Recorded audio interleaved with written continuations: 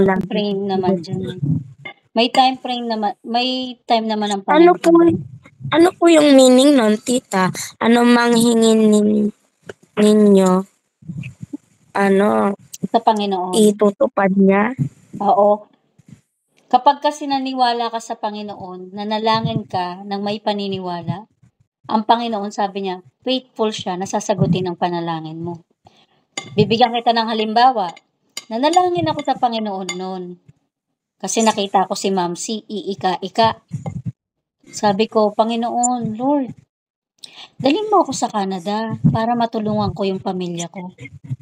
Dalhin mo ako sa Canada, Lord, para mapagawa ko yung bahay ng parents ko. Dalhin mo ako sa Canada, Lord, para maiahon ko sa kahirapan ng pamilya ko.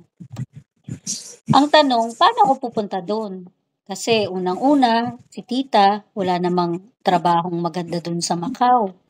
Diba? Tapos, ang pamilya natin, wala din namang kaya para suportahan ka na makapunta sa Canada.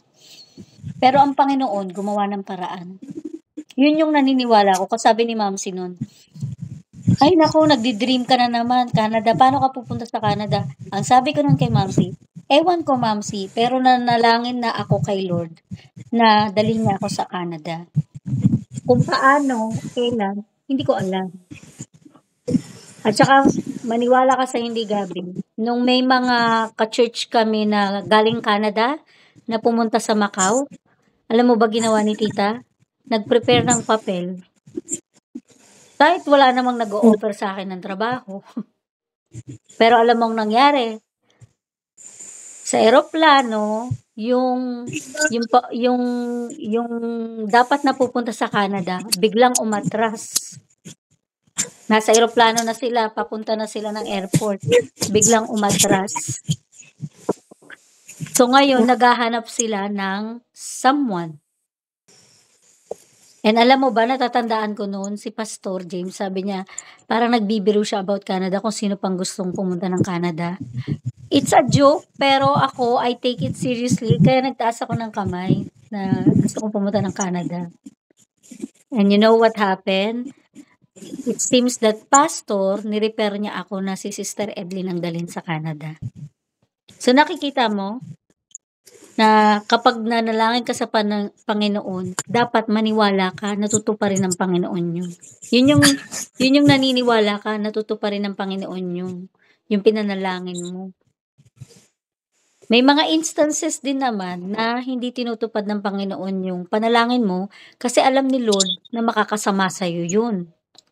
Or hindi pa time. Nagigets mo, pamangkin?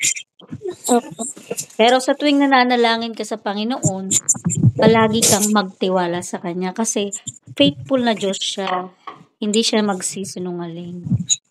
Kaya nga po ako Samuel, tigilin mo yan! Kaya nga po ako, tita, hindi ako mapakali kagabi kung sabi ko, ay, hindi po ako mapakali na, ganyan, sila mami magpa-flight na. Sabi ko, sana safe sila kasi madami yung disgrasya, diba? Oo. Sana safe sila, ganyan, sabi. Tapos biglang umano sa isip ko yung sinabi ni mami, huwag kang matakot at kakabahan dahil pag kinakabahan ka, magse-celebrate si Satan. Oo, yan ang sandata ni Satan na matakot ka. Pero ang panlaban doon, pamangkin, kapag kinakabahan ka at natatakot ka, pag kinakabahan ka at natatakot ka, manalangin ka lang sa Panginoon. Kasi control ng Panginoon ang lahat.